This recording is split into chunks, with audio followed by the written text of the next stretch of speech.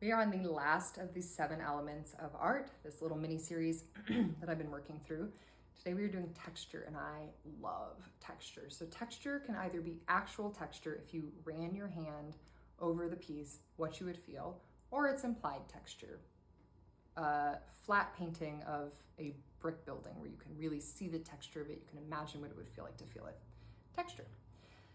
Okay, so similar to color, one thing I really like doing is attaching emotion to texture. And I think that this is even more abstract than the color association, but I think it is a super interesting process to say, to first name the texture, pick a name for it.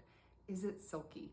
Is it rough? Is it sandy? Is it scratchy? Is it fuzzy? Find the perfect word for what that texture is.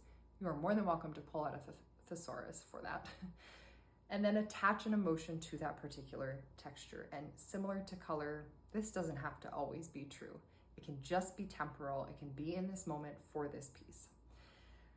Another thing that I like thinking about is, especially if it's not super representational, like the brick building, for example, but thinking about where that texture shows up in our outside world. So, the fuzziness of a dog, or the feeling of our wood floor, or whatever it is. These generally relatively mundane interactions that we have with texture, but that are not always mundane. That can sometimes be really beautiful and connected to core values in ourselves.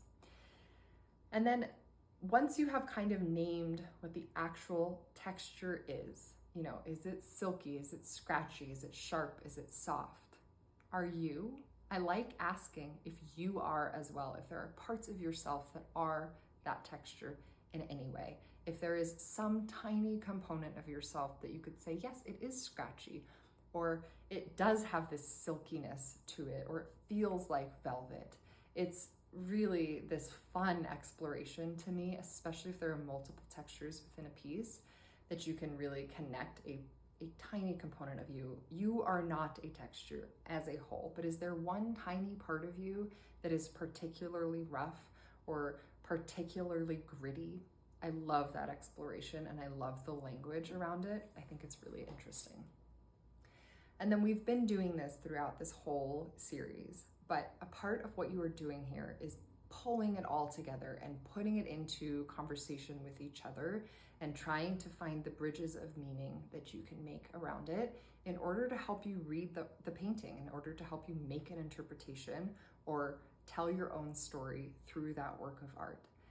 If you're not doing this with me, you can write all these things down. I think language is really indicative, and so circling or highlighting specific words that you are called to in each of the elements that you've done and putting those into a complete interpretation or meaning-making experience out of that work of art.